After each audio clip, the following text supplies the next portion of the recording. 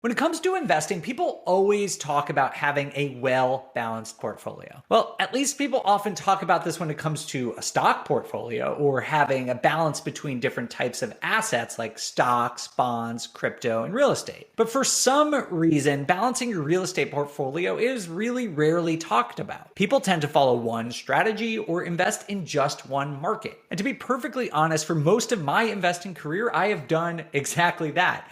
I pretty much only invested in Colorado in long-term rentals for many years. But over the last 2 years, I've been trying to diversify my portfolio, and in doing so, I've come up with a fun way to think about diversifying your real estate holdings. Well, I guess I didn't come up with it altogether. That is true. I borrowed a lot of terminology from the stock market and just applied it to real estate, but it is a fun framework nonetheless, and I really think it helps you understand the different types of markets that are out there and the different ways you can generate returns and balance your risk-reward profile.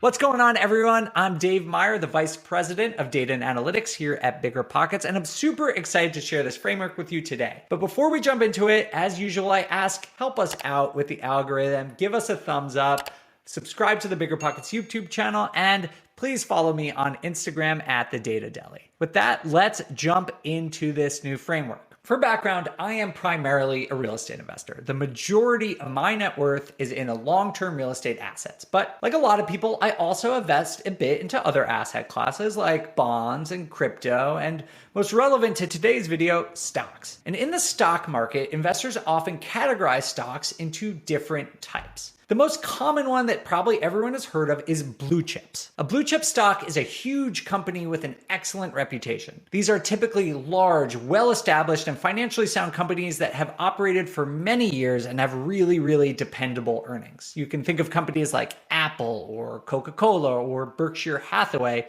as blue chip stocks. The second category is growth stocks. And growth stocks are shares in a company that is anticipated to grow at a rate significantly higher than the average for the rest of the market. And of course, everyone has different shares and different stocks that they think are going to go up.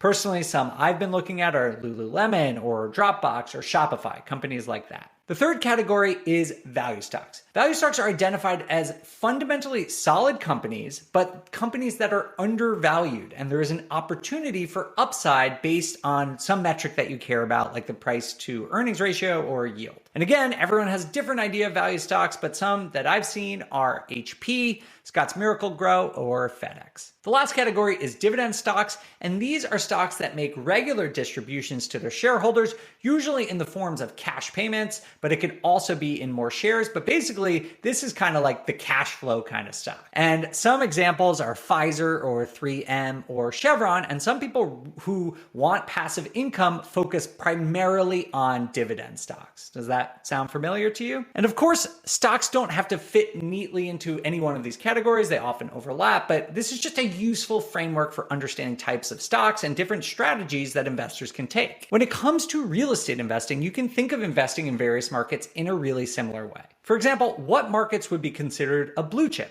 I would say that they are big, established markets where there is a strong economic growth, high-paying jobs, and relatively constrained supply. Think of cities like Denver or Austin or Seattle as blue chips. The second category is growth, and I would think of this as cities that are attracting huge companies and have a lot of population growth and are likely to see a lot of appreciation over the next 10 years above and beyond what the rest of the housing market is going to do. I think of cities like Tampa or Nashville or Charlotte as examples of this. The third category is a value market, and this is a place that could be undervalued based on traditional metrics.